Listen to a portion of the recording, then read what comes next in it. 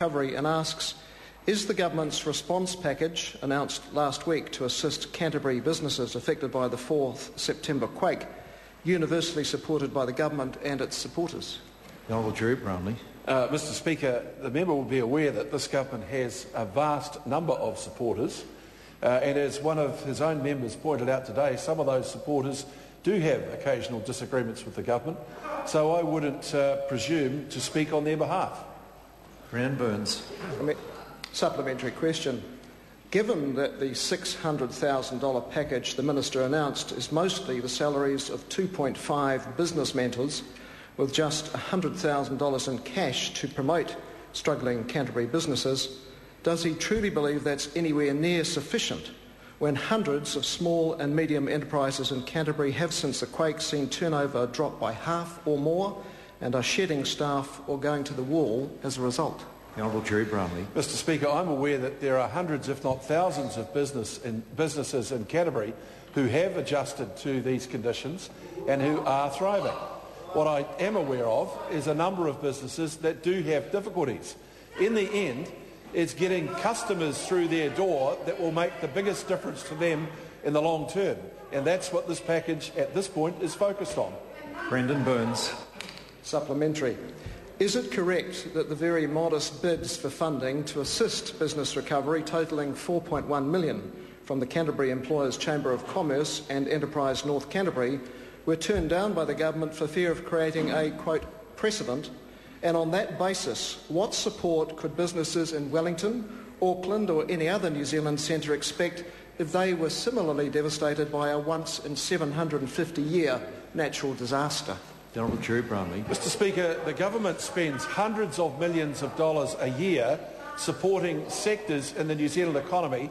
Many of those sectors have businesses that are affected in this way.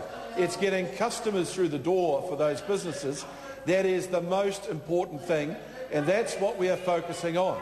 As for the package that was requested by the Chamber of Commerce and by the people out at Kaiapoi, all I can say is that there was no criteria for how that money might have been spent provided to the government with satisfactory answers about what it might achieve. So yes, it was declined. The Honourable Jim Anderson. Mr Speaker, can I ask the Minister, apart from the Earthquake Commission and insurance company payouts, the premiums for which of course are paid for by householders or companies themselves, how does the government funding provided to workers and businesses affected by the 7.1 earthquake compare to drought, flood, biosecurity funding or Auckland's roading infrastructure, given the scale of destruction and loss suffered by businesses and workers in Canterbury as a result of the earthquake? The Honourable Jerry Brownlee. Well, the first point I'd make is that the recovery from the Canterbury earthquake is going to take a very long time, and the government is going to need to make available various types of assistance as the next couple of years progress. What I can say to the member is that we think the best thing that can happen for businesses in Canterbury is to get customers through their doors. That's what this package is designed to do. Mr Speaker, we've also been informed that that package, particularly the promotional side, can be leveraged, and we've had offers through media organisations to do that, meaning that the value will be a great deal more. But this is a unique situation. There are many, many needs that are going to have to be met, and the government is, if you like, triaging exactly where that support should go and at what time.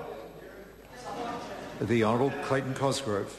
To the Minister, will he accept my invitation to attend the next round of public information meetings that I'll be organising for earthquake-affected... Shut up. Who are you? What's your name? Shut up. The member might be interested, but the people of Canterbury are. To the Minister, will he accept my... Order. Order. I believe the level of interjection wasn't that great. The member should just ask his question. The Honourable Clayton Cosgrove. Just a serious issue, sir. To the Minister, will he accept my invitation? I invite the member to just ask his question. The Honourable Clayton Cosgrove.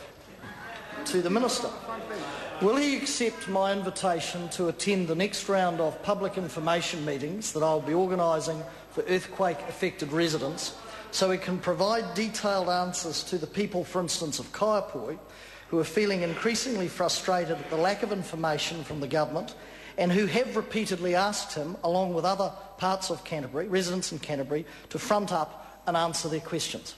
The Honourable Jerry Brownlee. Well, Mr Speaker, I totally reject any suggestion that I haven't fronted up or have shown any reluctance to answer questions. What I'm not interested in dealing with is some of the silly speculation that goes on from people who have perhaps not read all the information that's available at the present time. And what I will say to the member is that I will consider in the new year running meetings myself to give that information. What I would say also is that as someone who is personally affected by this, I think the communications to this point, given the complexity of the problem, have been perfectly adequate. Racking people up unnecessarily does not help them. The Honourable Clayton Cosgrove.